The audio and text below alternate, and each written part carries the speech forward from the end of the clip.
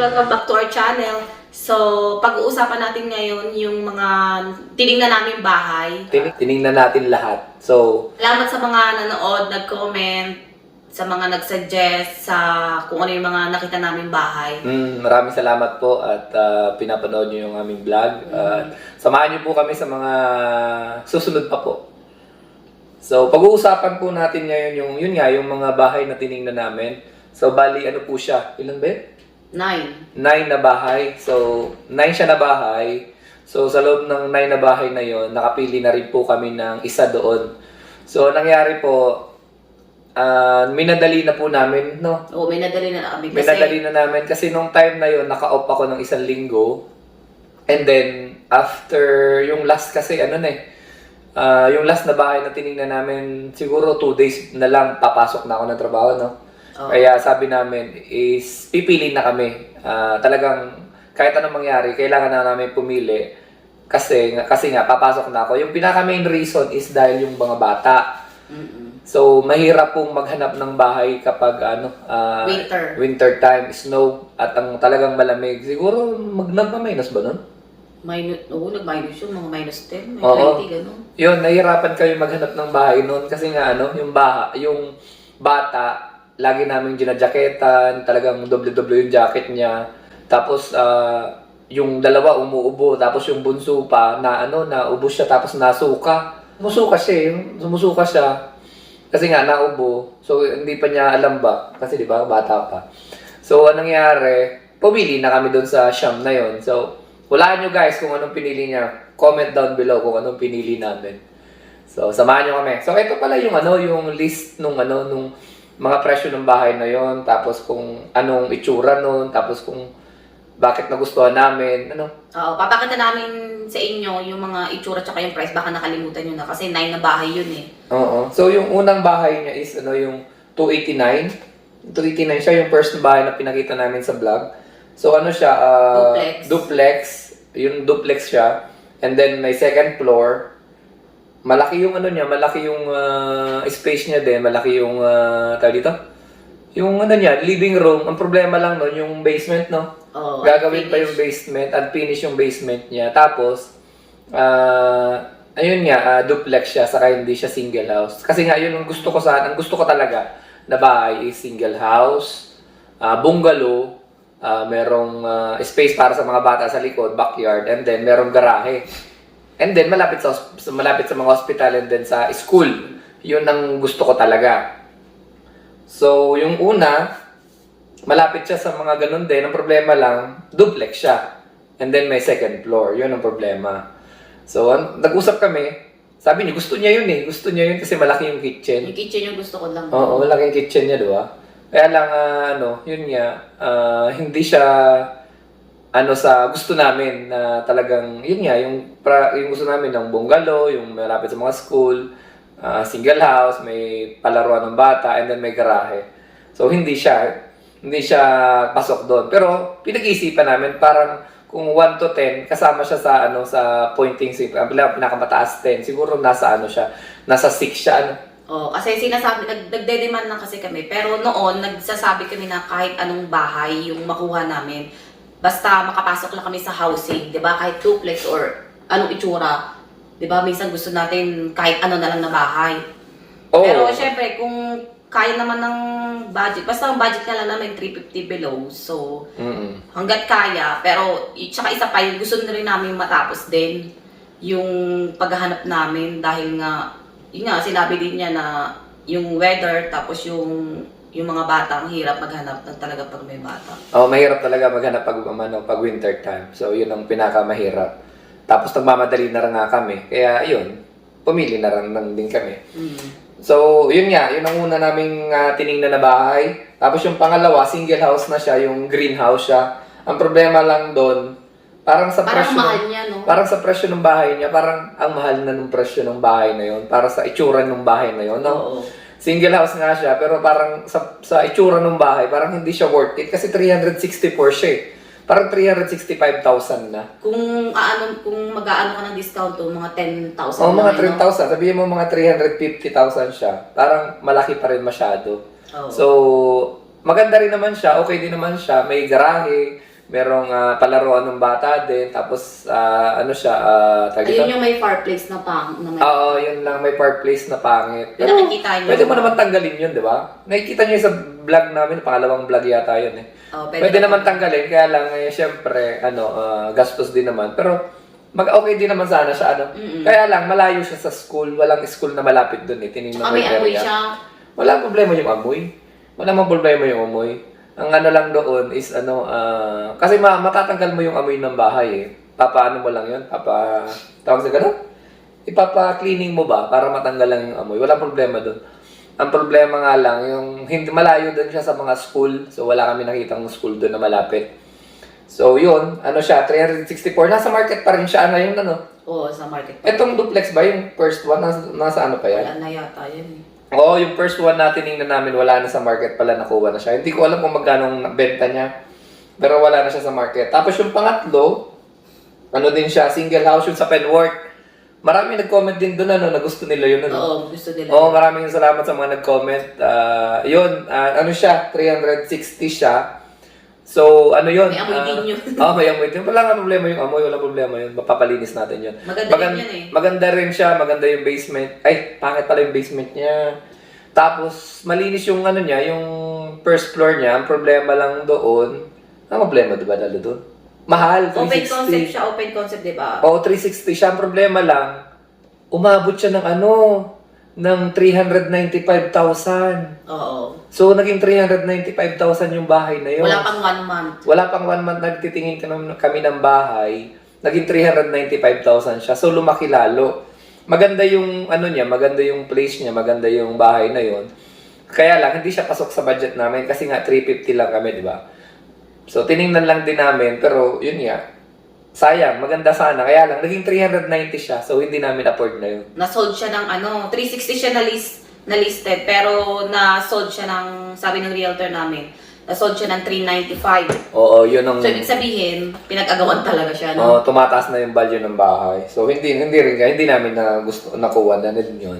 Oo. Tapos, yung pang-apat namin na tiningnan na bahay is, single house din siya.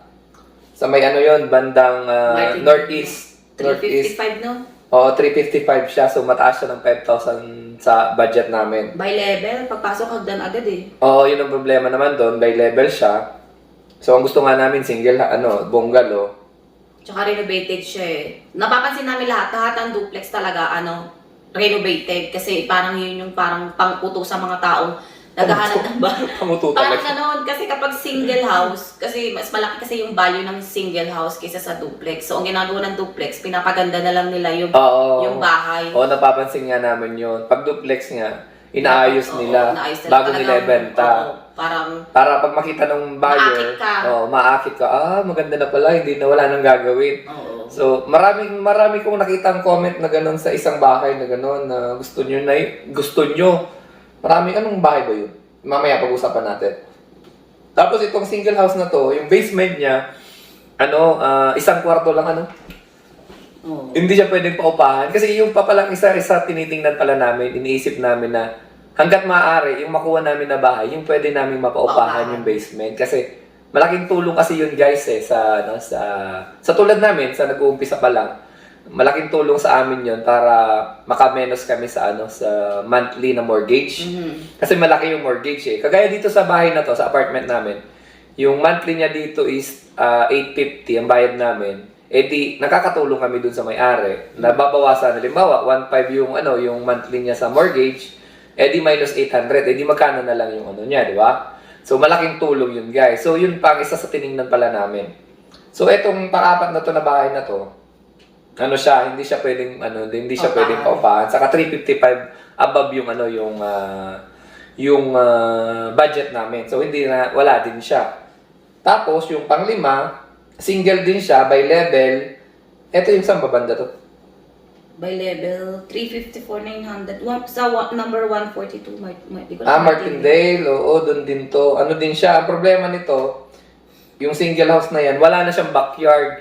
Meron nga siyang malaking garahe. Wala na siyang backyard. Wala nang palaruan. So, wala din. Kasi nga, di ba, gusto namin may palaruan, may backyard para sa bata. Kaya tapos finish yung basement niya, pwede paupahan naman sana yon. Kaya lang, hindi na naman siya. Wala na naman siya sa ano namin. Kasi nga, di ba, yung gusto namin nga, yung may backyard para sa bata. So, hindi rin. Tapos, yung pang-anim naman, yung sa may aboy ni yun, maraming nag-comment sa inyo Duplex na yun. ano. Maraming nag-comment sa inyo na maganda yun. Talagang maganda yun, Ganda guys. yung gusto ko yun. Oo, gustong-gusto niya yun. Maganda talaga, as in, talagang may in love ka pag Kahit nakita mo yun. na bi-level siya. Kasi pagpasok mo, maganda pa yung hagdan ng carpet pa eh. Tapos malaki yung, pagpasok mo, yung space niya, malaki. Hindi ka agad yung, may ibang bahay kasi na pagpasok mo, agad-agad hagdanan. Siya hindi, pagpasok mo, malaki yung closet niya eh.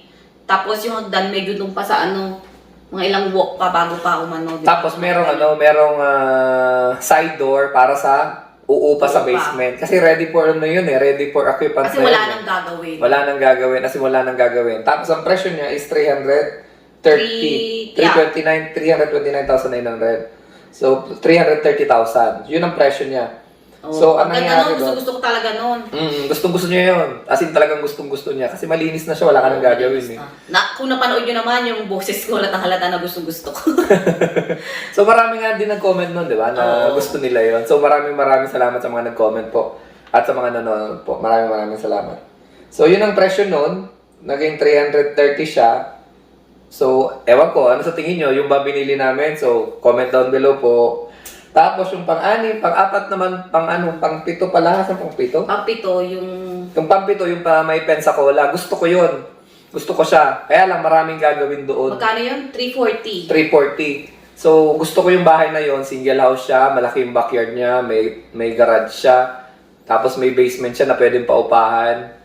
So, malaki siya. Marami lang gagawin talaga. Marami lang Luma lang talagang yung ano gawin. niya, yung kitchen, tapos yung flooring, medyo Oo. luma na rin. Luma lahat. Luma lahat. As in, luma. Kaya nga Pinaganda maraming lang nila gagawin. yung ano, yung Pintura pininturahan lang nila. Pininturahan lang. Oo, pininturahan lang. Pero malaki yung ano niya, yung lupa niya, no? Oo, yun ang isa sa gusto ko talaga kasi malaki nga siya. Tapos, 340 siya, pasok siya sa budget namin. Kasi di ba 350 yung budget namin, pasok siya. Kaya lang, yung ano lang talaga, yung catch talaga doon is maraming gagawin. Oo.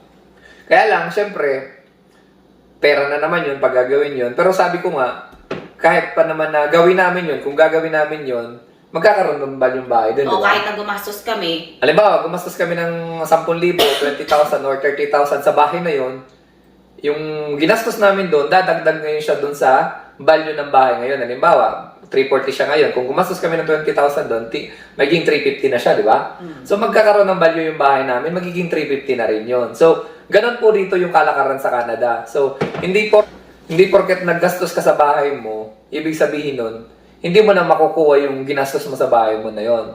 Ang ibig sabihin po nun, tataas din yung value ng bahay mo. So, yun ang kagandahan po rito. So, yun nga po, sa Pensacola, gusto ko siya. Kaya lang, yun nga, marami talagang gagawin. So, talagang pag-iisipan pa namin kung yun ba talaga or ano. So, and then, isa po na gusto namin pa, yung tinignan pa namin yung pang-walo, duplex din po siya, dun sa may ano naman to, sa may northeast po. Malapit sa North to eh, di ba? oo. Malapit siya sa North 289,900. Ano din siya, maganda rin Second choice siya. mo na rin yun eh, di ba? Oh, lahat naman gusto ko eh. Kaya lang, syempre may mga gustong-gusto talaga ako. Itong duplex na to, 289, mura siya. Syempre, mas mura. Okay naman sana. Kaya lang, duplex nga. Maliit lang yung kitchen yata. Ang gusto ko nga, di ba, single house. Hindi siya pasok sa ano po ba? Sa gusto natin. Kasi guys, mas malaki yung value ng single house kaysa sa duplex. Oo, yun ang totoo. Yun ang totoo talaga. Kaya ang hinahanap talaga namin, single house. Yung sa Aboy ni nga, gustong-gusto din niya. Gusto ko rin naman sana. Kaya lang, yun nga, hindi siya single house. Pero kung wala kang gusto mo, wala ka nang gagawin, pwede na yun, di ba? Hindi pwede na yun. Talagang pwede na yun. So, yun. Lalo na Tapos, kasi, yung aboy ni kasi, gusto ko yun kasi lalo na siya, lagi siyang wala. Tapos, kunyari may gagawin din, hindi niya maasikaso. Kumbaga, kung yun nakuha namin, wala na talaga gagawin. Ano na lang, move ka na lang talaga. Tapos, wala nang problema, wala nang gagastusin. Kaso, yung presyo ng bahay na yun na yun, di ba? Yung sabi ko. tataas ng konti, hindi na siya ganun kataas na kataas. Kasi, Lalo duplex oo, na. kasi duplex pa siya. Tapos, yung last one is yung single house na judicial. So, yung judicial So, ano yung po, judicial? ang papaliwanag ko, yung judicial po, yun po yung hinila ng bangko. Kasi hindi na nakabayad yung may-ari ng bahay. Parang parang repossess yung mga kotse. Halimbawa, yung kotse mo, di ka na nakabayad, kinuha ngayon ng bangko. Tapos, ibebenta ngayon ng bangko. So, ganun po nangyari sa bahay nung pang-siyam. So, as in, ang pangit niya, ang baho na rin nun. Pangit na siya, as in, pangit mo. Parang inabando na talaga. Pero guys, ang laki nung lupa nun. 4 split kasi. 4 split siya. Yung ibig sabihin po ng 4 split, parang apat na hiwa-hiwalay na na bahay, parang gano'n. Yung kasi parang may parang 4th floor, 3rd floor, 2nd floor, tapos 1st floor, parang gano'n yung ibig sabihin ng 4 split. So malaki talaga yun, guys, as in malaki. Talagang as in malaki Tapos lang siya, 289. Kasi nga judicial, 'di ba? Oo, mababa, pero gusto ko talaga yun. Gusto ko siya. Kasi malaki talaga lupa. Oh, ang laki ng lupa noon, tapos patag, 'di ba? Ang laki ng garahe. Kasi kung aayusin mo yun talagang mas malaki value lalo. Oo, 289 lang. Sabi ko nga, gastusan ko ng 30,000 yun. Baka maging baka maging 450,000 yun, 'di ba? Oo. Sabi kong ganun. Kasi maganda talaga, guys. As in, hindi ko kasi tinitingnan talaga yung itsura. Kasi siya, tinitingnan niya itsura ng bahay. Ako hindi ko talaga tinitingnan ng itsura ng bahay kung maganda So, ba o yung maganda na. Ako hindi ko tinitingnan yun. Ang tinitingnan ko kung may potential yung bahay. Yun ang tinitingnan ko. Tinitingnan ko siya kung, sabi ko nga, kung mapapaganda ko ba siya. Halimbawa, kung ayusin ko yung ganito, gaganda ba to? Kung mga ganun ba tinitingnan ko. Siya, kung maganda, yun na yun. Wala nang Ayoko kasi na may gagawin pa. Ako tinitingnan ko kung pag pinagawa ko, siyempre, lalaki yung value ng bahay ko, di ba? So, mas maganda yung ganun. Kasi kung maganda na yung bahay na yun, wala nang value yun na yun. So, mas maganda guys yung yung para sa akin ewan ko sa iba, di ba? Kasi iba-iba tayo. Kasi kami magkaiba kami. Kasi gusto niya, maganda na, wala nang gagawin. Samantalang ako gusto ko kahit pangit, kahit gawin ko, pero lalaki yung bahay ko. Lalaki yung value ng bahay ko. Pero naisip ko sabi nga nung iba na mas maganda single talaga. So sa isip ko, duplex siya. Pero sa panimula, okay lang. Pero iniisip ko pa rin, nagdadalawang isip pa rin ako. Pero yung parang first love ko na talaga, yung number 6. First love. Parang first love, ito na tayo. Kasi gusto ko na, di ba narinig naman na ikaw, nag-offer ka na rin kaya, sabi mo, mag-offer na tayo, try na natin, di ba? Sa vlog, napanood nila yun na try na natin mag-offer kasi gusto-gusto na talaga namin makakuha ng bahay. Nang malaman na namin talaga kung ma-approve talaga din kami, yun din. Kasi basta kahit anong bahay na lang, minsan ganun isip namin, kahit basta makapasok kami sa housing program, di ba? Sa housing market. House market. So gusto na makapasok sa house market para maging homeowner ka na rin ba? Oo, maramdaman namin kung ano. So ayun guys, so yun ang tiningnan namin. Siyam lang na bahay yung tiningnan namin. Gusto pa namin sanang tumingin ng iba, kaya lang, yun nga, wala ngang oras. Gusto namin nakaso lang. Wala ako lagi, and then yung mga bata nga, nahihirapan din yung mga bata. Tapos na rin yung araw ng off niya, kaya sabi namin, okay na tong siyam na to. Oo, sabi namin. Mamili na lang kami. Talagang pipili na kami doon. Hindi pwedeng wala. Kasi bago ako papasok, dapat makapili na kami. So, yun. Pumili kami doon. So, comment nyo guys kung anong pinili namin. So, comment nyo down below. Then, pag-usapan natin mamaya kung bakit etong pinili namin kesa dito sa kabila. So, pag-usapan po natin yun. So, yun po muna guys. Nagkakape pa kami. Tulog pa mga bata din. Mag-aasikaso pa kami, may gagawin pa din kasi kami. Pupunta pa kami doon sa bahay. So, yun muna, no? Yun na muna. So, pag-usapan po namin na baka mamaya yung update namin. Yung experience namin sa pagkukuha nga ng bahay. Yung experience, yung pakiramdam ba? Yung pag-usapan namin yung pakiramdam ewan ko na ba pakiramdam ko nun? Hindi ko alam na masaya ba ako na parang ewan ko kasi masaya na hindi kasi nga may experience na kasi may experience na kasi kami na na-deny yung nga 'di ba nakwento namin sa inyo na 2 beses na kami nag-try na-deny kami so iba yung experience kaya ayun ikukwento po namin yun. Hindi ka pa rin kampante kasi hindi pa rin kampante ba so yun po muna guys ano pa ba yun muna So, yun po muna. Then, mamaya, kwento namin ngayon. So, maraming salamat sa panonood. And then, at sa mga nagko-comment po, maraming salamat. Maraming salamat sa mga na-suggestion nyo. Sa mga nagko-comment po, maraming salamat. At binibigyan nyo po kami ng time sa panonood. Maraming salamat po. Wag po sana kayo magsawa sa panonood sa amin. And then, samahan nyo po kami. sa pag-comment. And then, samahan nyo po kami. Kung may mga tanong po kayo, tanong lang po kayo. At hanggat maaari, Hanggat kaya namin sagutin, sasagutin namin. So, yun po muna. Maraming salamat po. Salamat. Bye-bye. Thanks for watching. Bye-bye. Okay.